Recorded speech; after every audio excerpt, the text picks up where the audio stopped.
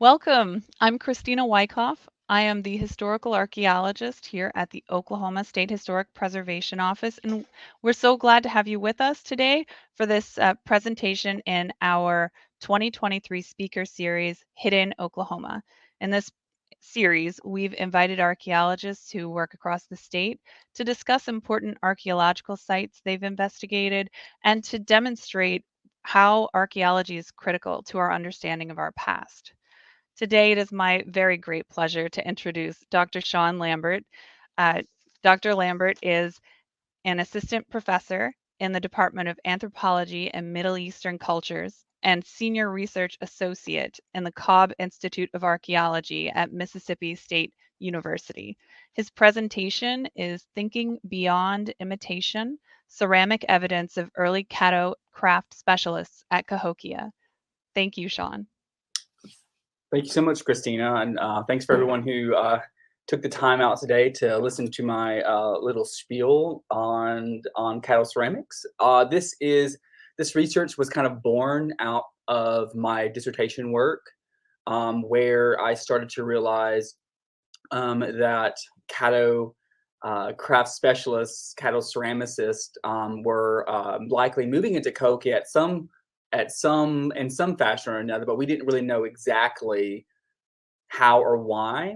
We know that there was a lot of cattle-like pottery found at Cahokia, but the question, and we do know that pottery was locally made at Cahokia, but the question really remained is, did the cattle actually make those local early cattle fine wares, or were they Cahokia potters trying to imitate cattle-like designs? And so I wanted to do kind of like a stylistic, almost kind of like a looking at style and pottery and kind of looking at it like grammar, like a language, and trying to see if the pottery that were being found at Cahokia kind of matched the same grammar of style that we see in the cattle world in Oklahoma and surrounding states. So that was my main question.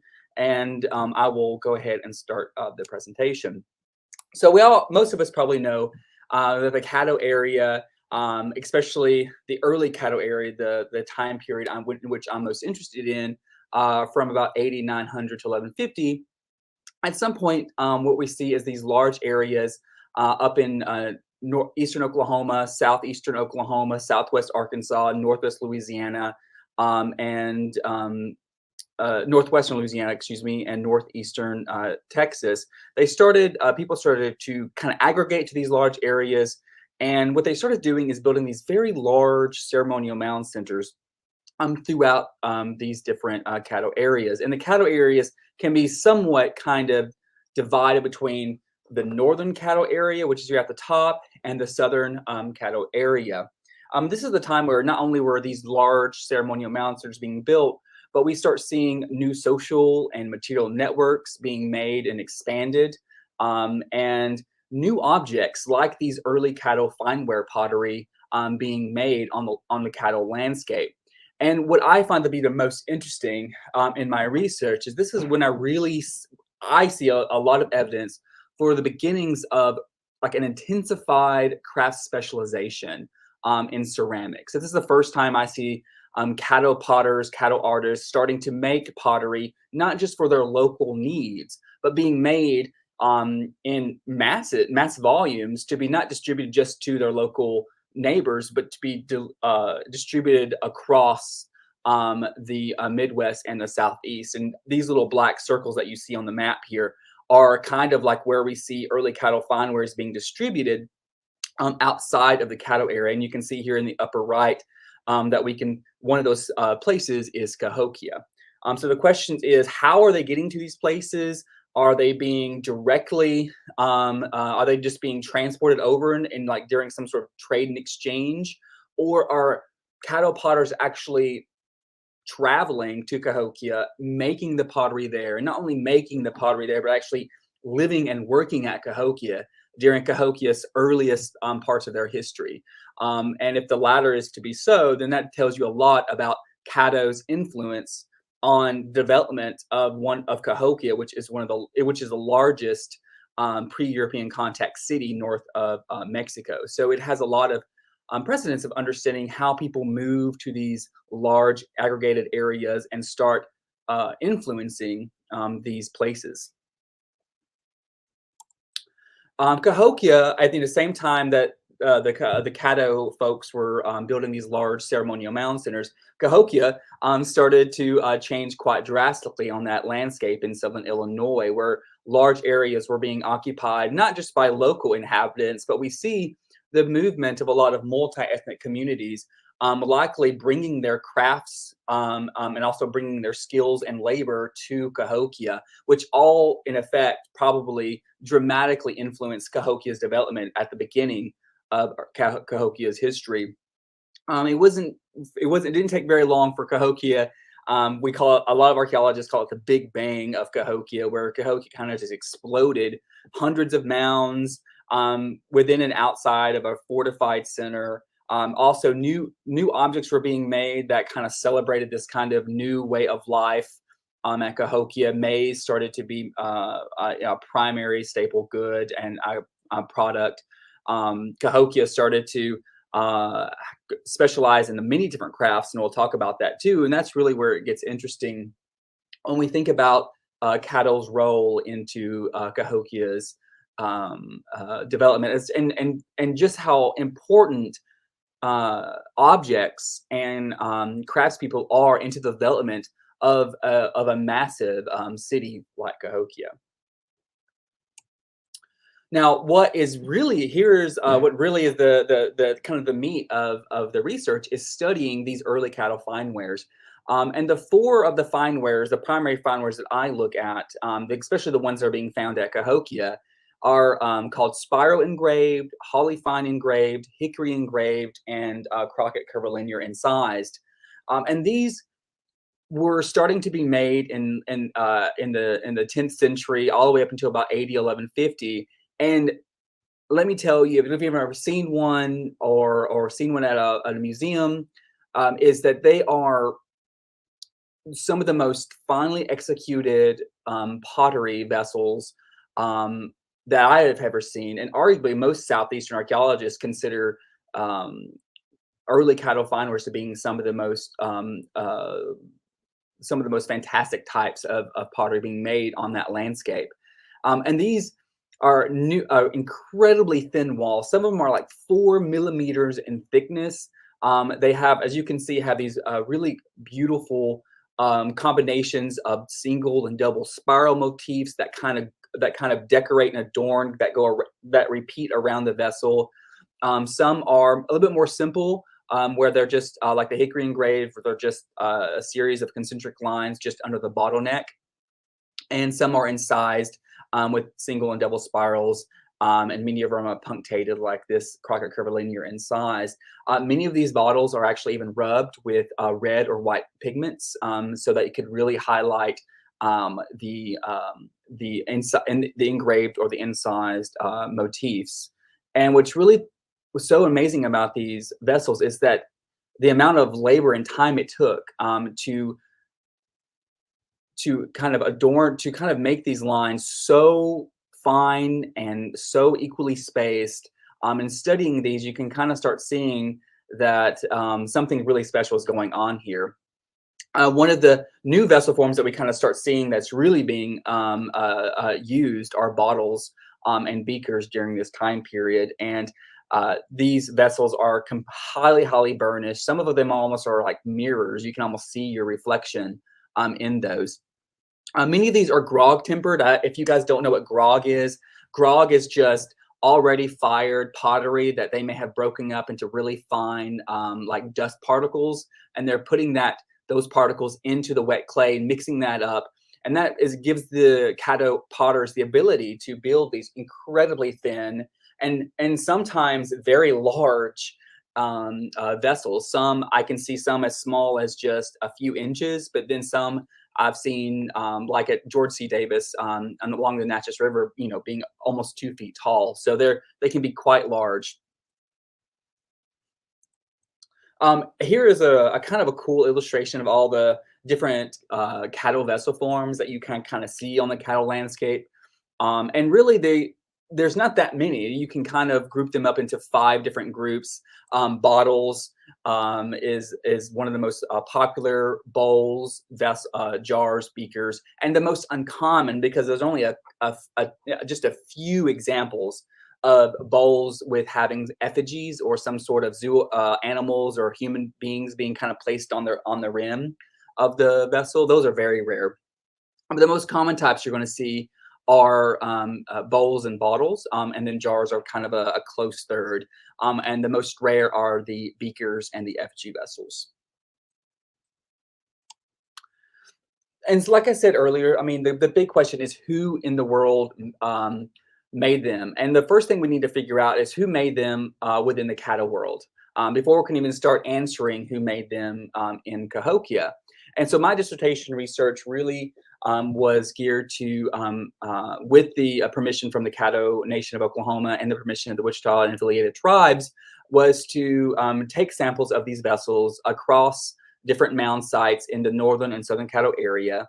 And so I took those samples, and what you can do is take those samples and you can do chemical analysis on those. And it's a fancy word of being able to look at the elemental compositions of the pottery and match them where they were like clays are being made on the landscape. So then you can kind of almost try to pinpoint from where these vessels are being made, either in the northern or southern Caddo area.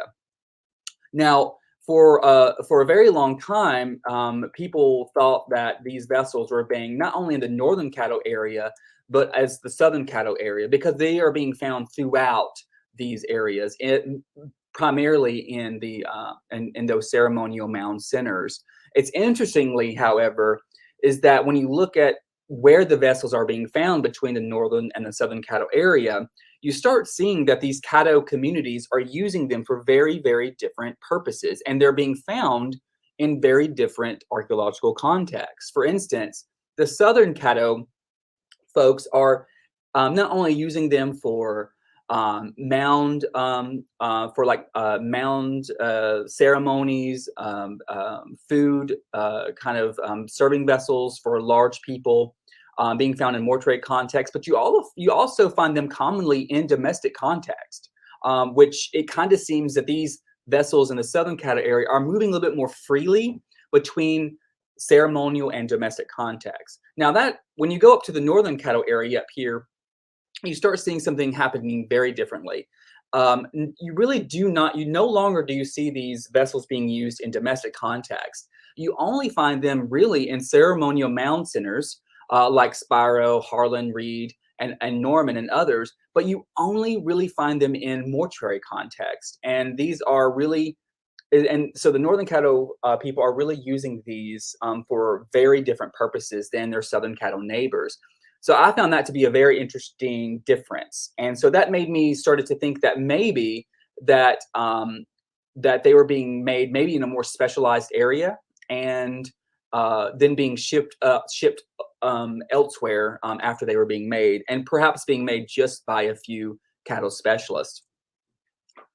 And my research I'll just go quickly. The research that I found, the results showed that all of the Caddo potter was not being made in the northern Caddo region, but being made in the southern Caddo region, most likely by a localized potting community or communities.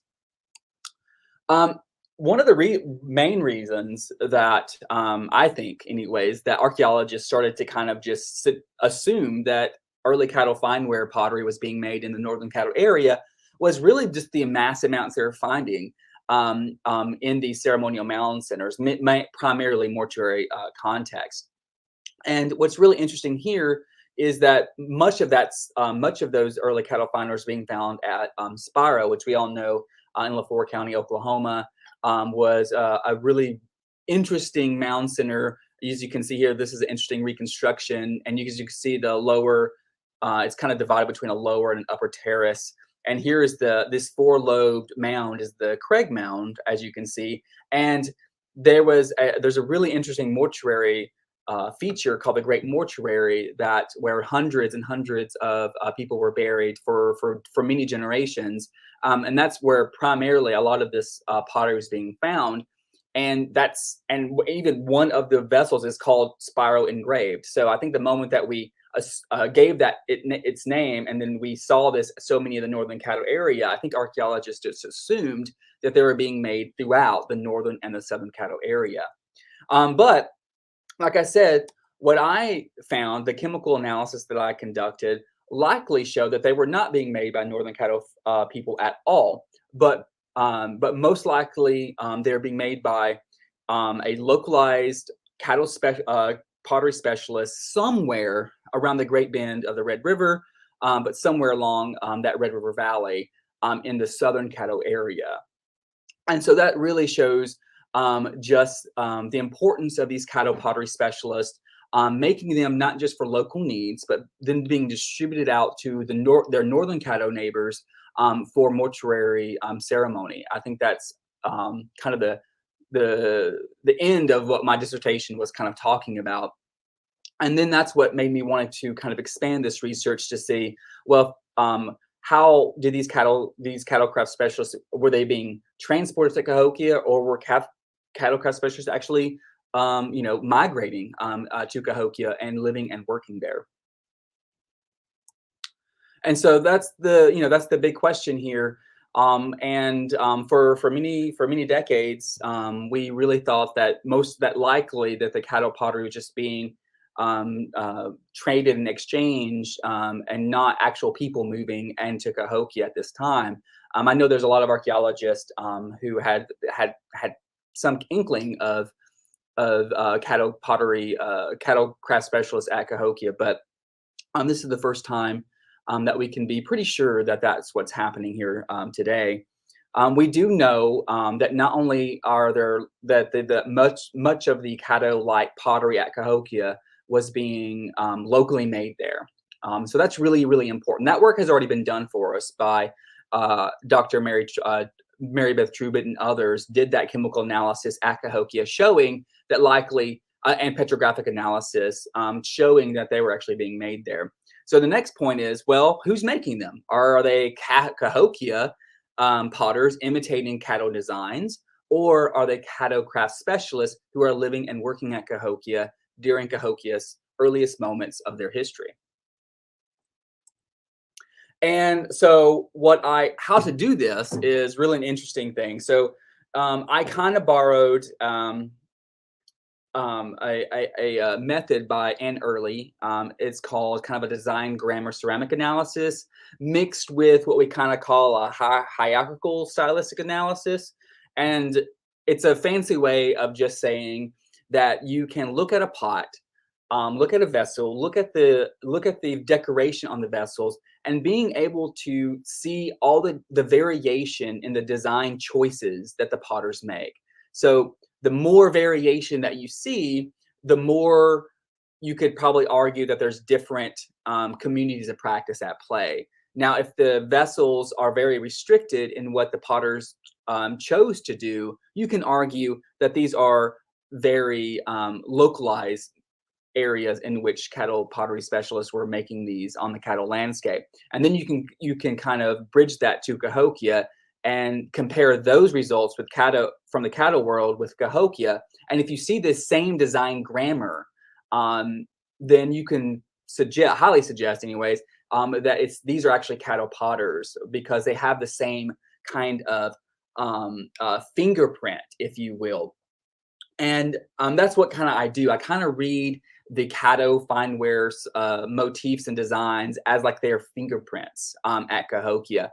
So let's think about it in a way, if you were kind of looking at a famous artist like Van Gogh, for instance, as you can see here, right? They all have their own signatures, and someone can look at perhaps the brushstrokes as from Van Gogh and understand that Van Gogh had a very particular signature in the ways in which he created a picture on canvas. And what's interesting is, just like looking at the fingerprints from Van Gogh, we can kind of do that with early Caddo pottery, or any pottery for that matter, and being able to look at those fingerprints and see if they match. If the ones for Cahokia match identically to the ones that were being found from the Caddo pottery specialist in the Caddo world in the Red River Valley, then you can start assuming that that Caddo craft specialists were the ones making it at Cahokia. So I hope that analogy kind of helps. It definitely helped me when looking at some of this theory when I was writing about it. And that's exactly what I do, is kind of study early Caddo as this kind of brushstroke in design. And so what I can do there then is literally take a vessel, and that vessel, I can look at each individual engraved or incised line and reconstruct the process by which these potters were executing that design on particular vessels.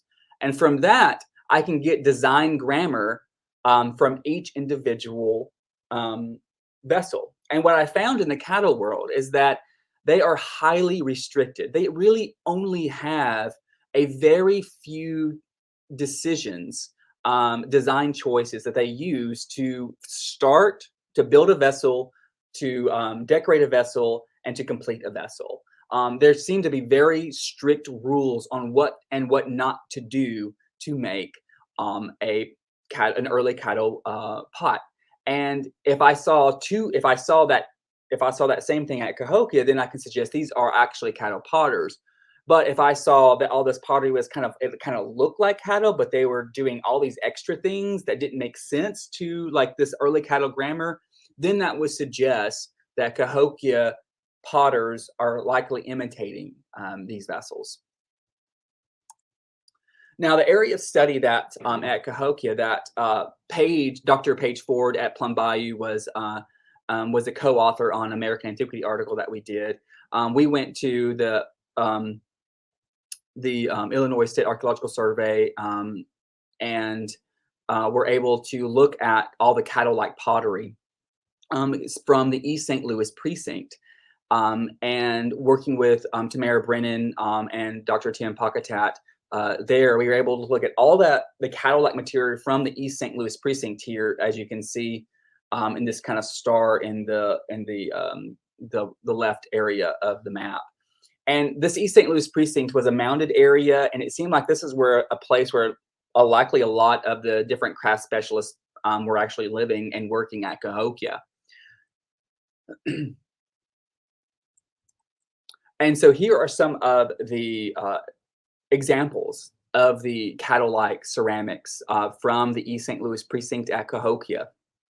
And just with my research looking at all of the Caddo, I know probably hundreds and hundreds of Caddo vessels from the Caddo world, I looked at these and I was quickly realizing that much of the pottery that I'm looking at was likely made by Caddo craft specialists and not by Cahokia potters trying to imitate those designs. And there's some really things that kind of stood out with me: the placement of the design, the thickness of the vessel, the fine execution, the thickness of the vessels, the vessel shapes. All that went into trying to understand if these were being made by Caddo specialists or not. One of the really interesting things I found is that, like I said, that the early Caddo potters from the Caddo world only use grog temper. That was like their special thing. Like that's something that was a very important tempering agent for them. Now, most of the early Caddo-like pottery at Cahokia was a mixture of grog and shell. And so at first it's like, well, that is different. That's so interesting. That's different. And then maybe that might just already suggest that these are Cahokia imitators. However, if you really look close at them, it's actually what they're doing is they're actually using grog, and it's just grog. But what they're making grog out of is just shell-tempered vessels at Cahokia. So they're taking shell-tempered vessels, and maybe they break or something. They break them up, and they put that in there. So the shell is just kind of an addition to the grog, but it is a grog. These are grog-tempered vessels, which is really interesting to see. And here, it's really difficult to see, but you can even see here is a grog piece right here in the center, and you can see shell inside of that piece of grog. So it suggests showing that these were shell-tempered vessels that the Caddo specialists ground up to be able to put into the vessels to make the vessel forms. And this is really, really important. This really made me start thinking that these were actually being made by Caddo craft specialists. And the vessel forms are really, really, really important here. For one, their bottles are always a tapered bottleneck like this. They kind of are fatter at the bottom, and they kind of come up into or become more narrow at the top.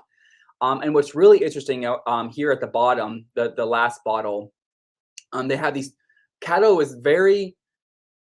They did something a lot of people didn't do with bottles, and make these really interesting pedestals on the base of their bottles, and that is something that's very a Caddo signature. So that seeing something like that would make me really think that these were actually Caddo craft specialists making these at Cahokia.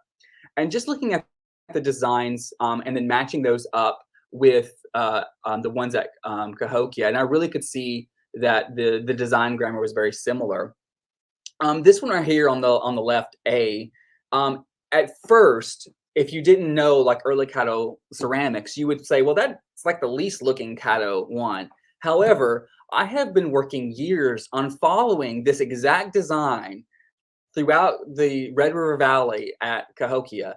And there is a potter or potters making these in the dozens, if not hundreds. And I've been following. This one right here is just something that I've seen being done over and over and over again in the Red River Valley.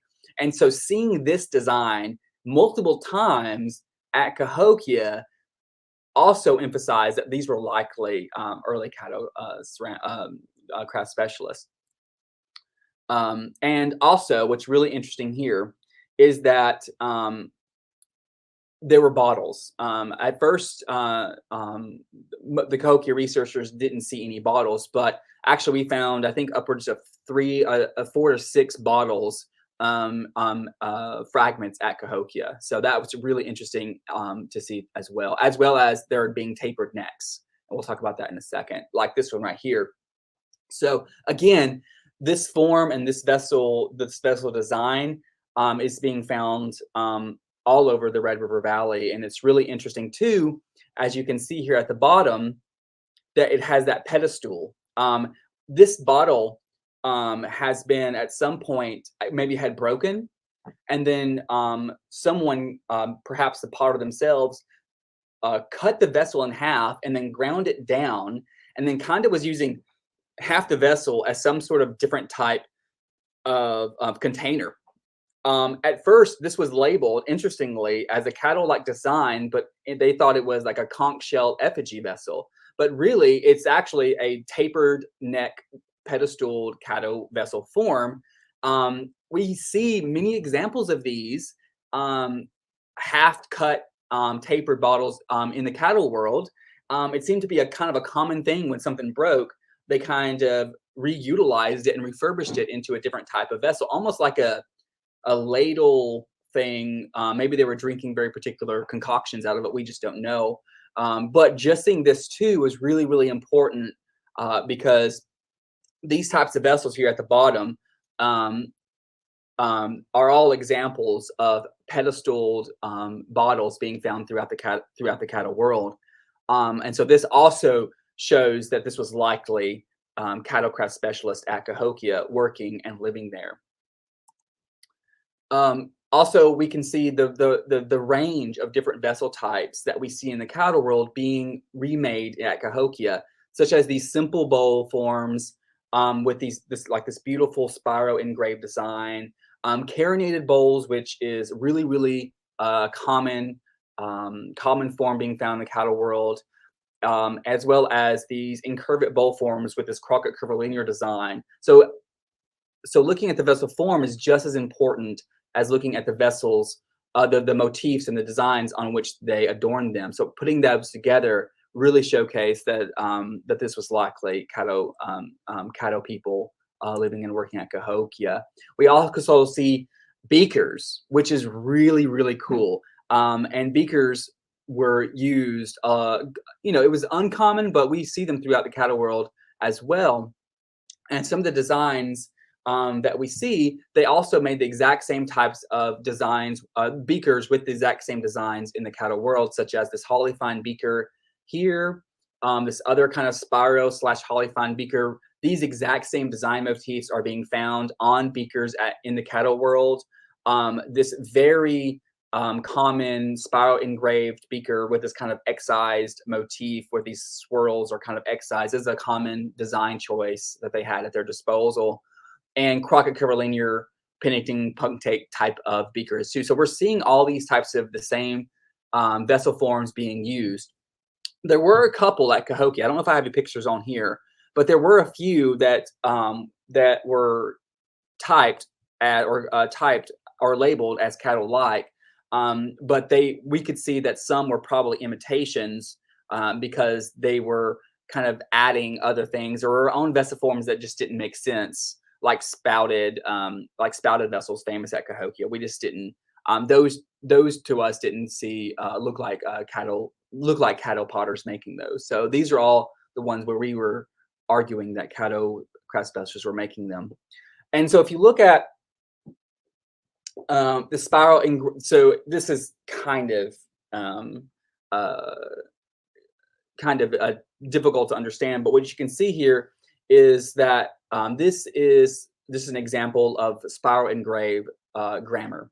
These are all the choices that you can kind of see that early Caddo potters were using in their kind of design toolkit, if you will. So these are all the different types of primary design motifs.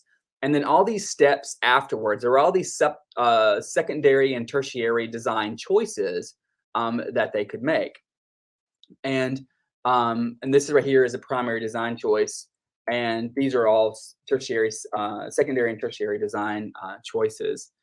So you can compare the design grammar of the Caddo world with the design grammar of the Cahokia vessels, and if they match, then that's another a line of evidence to suggest that they were being made by Caddo people. Here's a holly fine engraved design grammar, and as you can see here on the right, the Cahokia folks were using the exact same design grammars as their Caddo as potters from the Caddo world. The same thing with the design grammar with Crockett curvilinear as well. And early Caddo design motifs. Now, again, this one is so special. This is just kind of that range of variation of that same design, which is I find fascinating that I was kind of following throughout the Red River Valley. Here are just a few of the examples that we found at Cahokia. So seeing these designs being used and executed on bottles, just like they were being done in the Caddo world, really suggest that that these were Caddo people at Cahokia. And here are some of the other ones I found in the Caddo world. So matching the same type of design, the same type of design grammar in the Caddo world, and seeing the ones being made at Cahokia really highly suggest that they are Caddo people. And you know what? If you think about it,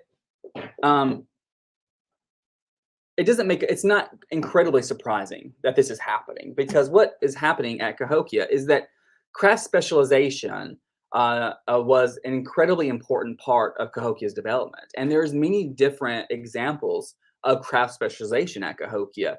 The Ramian-sized jars, beads, microlithic technologies, maybe even controlling copper from the Great Lakes region, red flint stone being made into these beautiful pipes and statues being sent across the Caddo world. So having Cahokia, having Caddo craft specialization at Cahokia isn't really surprising. It just adds another line of evidence to all the other craft specialization at Cahokia. And so it kind of just adds to that narrative, and it strengthens just how important immigrants and multi-ethnic communities were to the development of Cahokia, and that just how important Caddo played in the development of Cahokia's history. And so really the conclusions I have are is that our findings suggest that well, it's not really suggesting on that they have identical design grammar and manufacturing techniques. So all much of I think it was 90% of the pottery of the Caddo-like pottery at Cahokia had the identical design grammar and manufacturing sequences. That is huge. And this was just a small portion of what was analyzed. Early Caddo pottery is also being found throughout Cahokia, not just in the East St. Louis precinct. So I'm going to be working on looking at some of those other early Caddo designs late in subsequent research to see if just how much these early Caddo craft specials were made, and what the different contexts in which are being found. Like where are they going? Like once the Caddo craft specials potters at Cahokia made them, and then where were they being distributed and who were using them after they were made? I found that to be a very important question that really hasn't been answered yet. But what it suggests is that early Caddo potters decided for some reason or another to migrate to Cahokia and become part of one of the largest developments of arguably maybe some archaeologists argue it to be a state level society, a massive society, at least something incredibly unique. And I've always wondered, when I think about this in pre-European context, and I always kind of think of Cahokia as kind of like the Washington D.C. of pre-European history, and I was like, well, why do a lot of us want to go to these larger cities and take our skills and our backgrounds and our histories to kind of work in these areas? And I can imagine that it probably was something similar that was happening in these Caddo Cahokia context. It's kind of fun to think about that they were moving just because they wanted to go to the big city. But what I do think this was it was very important, not only in the Cahokia's development, but it really established what I would say that really established and maintained really important relationships between the Caddo and Cahokia communities, because they were trading, exchanging a lot of material goods. And so this might have helped to maintain those kind of alliances through time and space. I think that's really important to think about. And again, highlighting Caddo's influence here, this is so important because a lot of times when you read about Cahokia's research, it's always this kind of top-down approach where Cahokia's Big Bang kind of influenced everything around it and beyond. I kind of see it as a bottom-up approach where I see that it's these different communities like the Caddo coming in, and that's the Big Bang. Is the importance of multi-ethnic communities, Caddo included, coming into Cahokia and making Cahokia what it was. And I do think that made Cahokia as powerful and as influential as it was. So I think the importance of looking at the individual and looking at these communities that have kind of been underrepresented in some ways is really important to understand how they can influence such a complex society like Cahokia. And more work is needed. I think that more elemental analysis is working, more petrographic analysis is needed. I'm going to continue to do stylistic design grammar analysis. Now, I think this is really important too. One of my research I'm beginning to do here in the fall is, okay, so we know it's highly suggested that Caddo craft specialists are being there. Well, okay, they're there. How long are they there? We just don't know. And one way we can understand that is find evidence of learning. And I want to see if we can see archaeologically multi-generational learning of Caddo craft specialization. And I can see that evidence of learning in the Caddo world along the Red River Valley. I want to see that same evidence being at Cahokia. So this would really expand this and say not only were they just there, but they were there for multiple generations and teaching new generations of Caddo people how to make the Caddo pots and in these very specific and limited ways, and then being distributed out out from Cahokia and beyond. And I think with this research too is when looking at this evidence of learning and looking at more Cahokia is working and collaborate with Caddo potters and getting their perspective on some of these things to see if they can see these design elements in the same way that we see archaeologically. I think connecting those histories with descendant communities today also a very powerful tool, and that's something that I will be working on with Dr. Paige Ford here probably within the next year as well. And I just want to thank, there's so many people to thank, I couldn't thank all of them. First, Tim Pocketat and Tamara in Illinois survey. Thank you for giving me permission to look at this Caddo, the Caddo-like pottery from Cahokia. Christina Wyckoff at the OK Shippo's office, Illinois Archaeological Survey. Tim Pertola for his immense amount of Caddo knowledge and his amazing editorial brain has been fantastic. Mississippi State University for keeping up with me and allowing me to do this research has been wonderful. My Department of Anthropology, Middle Eastern Cultures, because I have one of the best departments in the world, and they're fantastic people. So it's easy to do this research when everyone just is on the same page.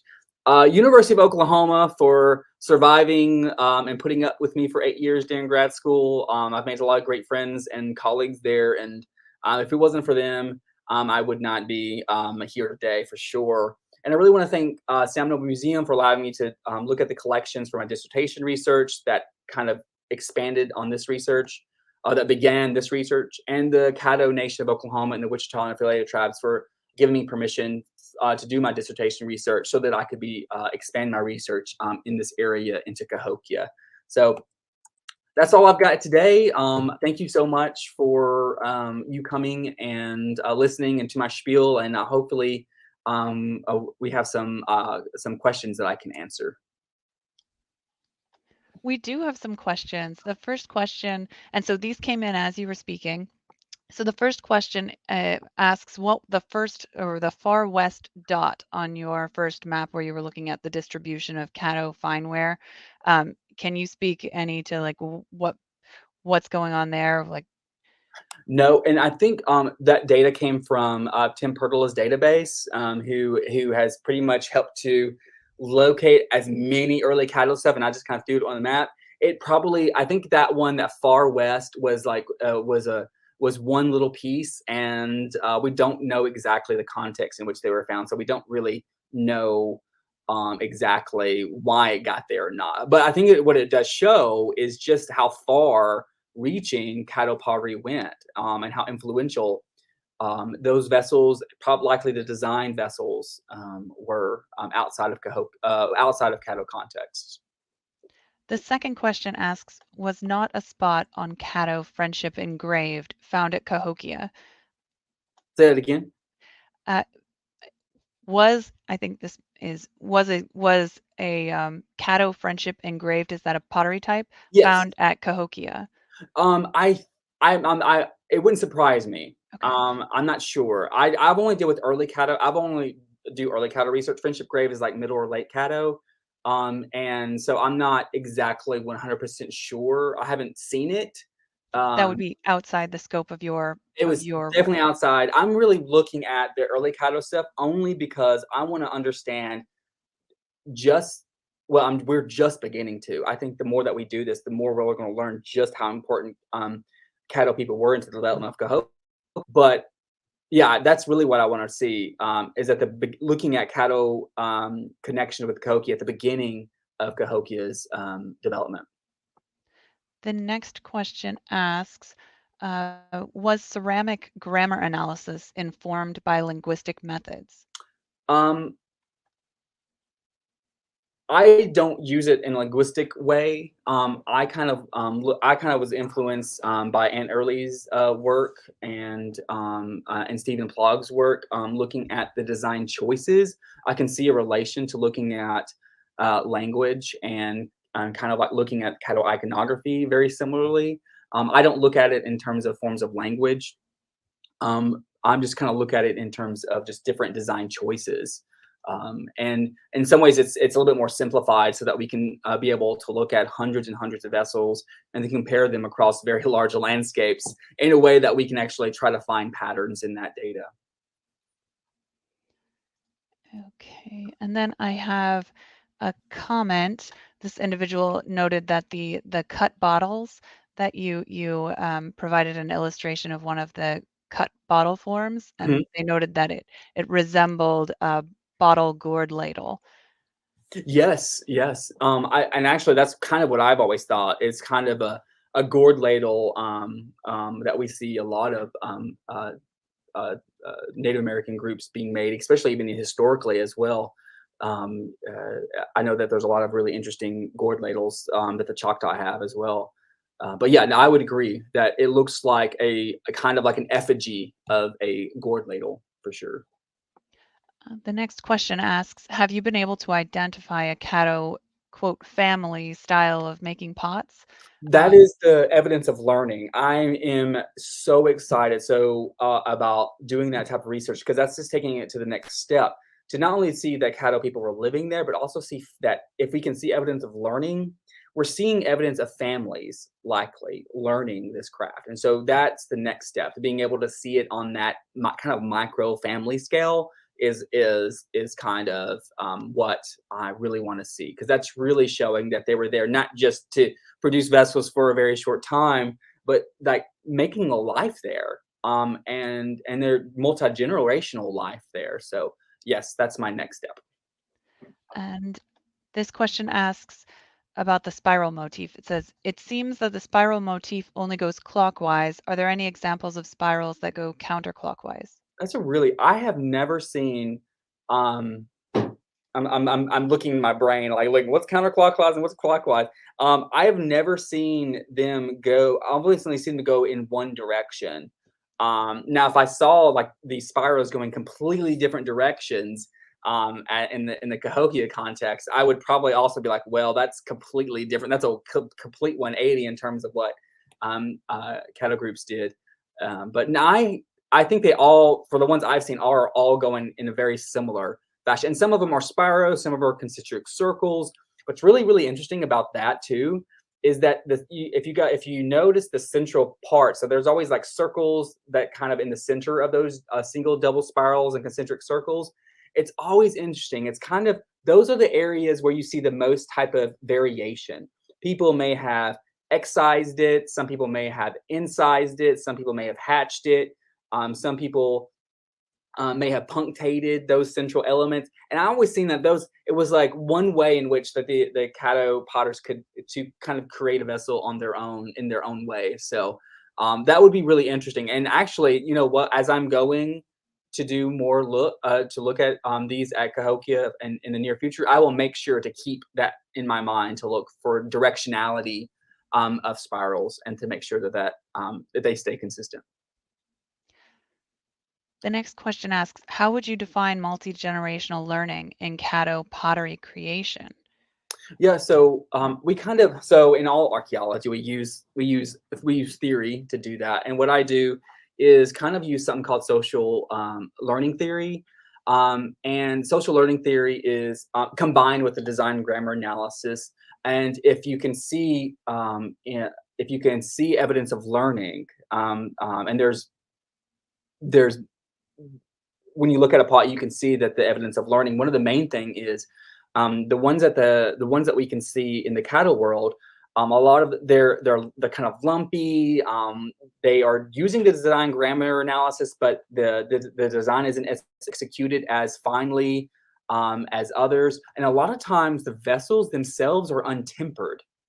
And I've always wondered why that's the case. And I don't know. I think this is something I would love to when I to talk um, with cattle potters like Chase Earls and Jerry Redcorn, who are probably when you think about contemporary cattle art, that's like the ones that you think of. And talk about them as like, why wouldn't temper be in these? And I'm wondering if it's just because they just didn't want to. That wasn't the point at which they were learning. They were just learning to kind of create the vessel and the design, or they just didn't want to use up the tempering on those vessels. I'm not exactly sure, but we use situated learning theory and design grammar analysis to kind of look at these pots that are being made by younger people. And what happens is if you start seeing a pattern of that in different contexts that have been dated, then you can start seeing not only that they're families, but then you can also create a chronology almost of those families living at Cahokia. Chase Earls actually says he asked about the friendship engraved because it was most definitely a Caddo-made exact typology, and he was told that it was made at Cahokia. It is on display in the Cahokia Interpretive Center beside another Caddo-like beaker. Oh wow! Oh yeah, I would love to look at that, Chase.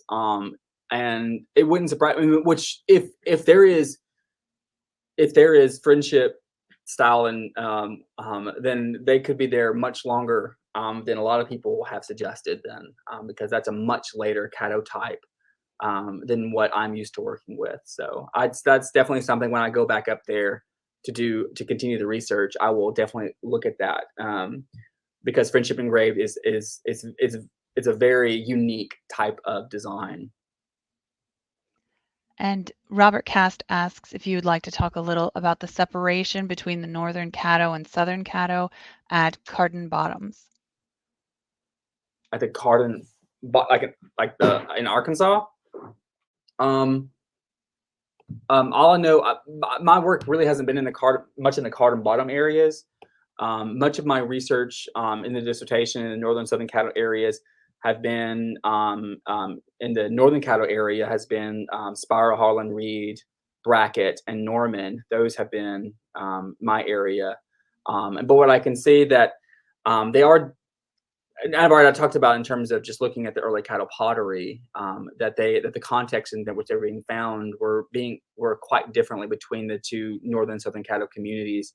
And also we know that chemically that they weren't being made there. So that's really interesting. But I know, for instance, that northern Caddo folks were the houses they were made were a bit different, and there's a lot of different mortuary treatments as well. I didn't want to talk about mortuary treatments so much in this presentation. And then let's see, the next question says, we're Caddo travelers, and let's see, I have a friend who does traditional Caddo pottery for sale and exhibit. Chase, were the Caddo travelers and traders, maybe it says, maybe it means were there Caddo travelers and traders as were the Cherokee.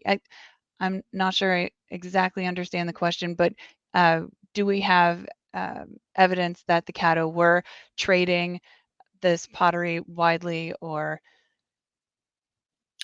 Yeah, I mean, I think with the map showing just the areas outside of the Caddo homeworld where they're being found shows that they were not just being made in quantities just to be used locally, but being made in abundant quantities to be distributed outward for many different purposes, including Cahokia. Now, I do think just from the evidence at Cahokia, it seems that Caddo craft specialists were actually moving